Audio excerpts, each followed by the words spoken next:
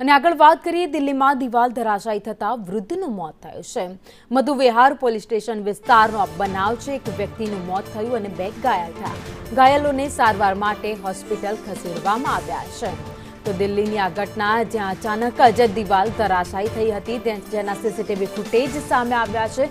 દ્રશ્યોમાં દેખાઈ રહ્યું છે કે 2 વ્યક્તિઓ ત્યાંથી જઈ રહ્યા છે અને અચાનક જ દિવાલ ધરાશાયી થાય છે। ત્યાંથી નીચેથી જે લોકો પસાર થઈ રહ્યા હતા અને ત્યાં ઊભા હતા તે લોકોના ઉપર બધો જ કાટમાળ પડે છે, જેમાં વૃદ્ધનું મોત થઈ જાય છે।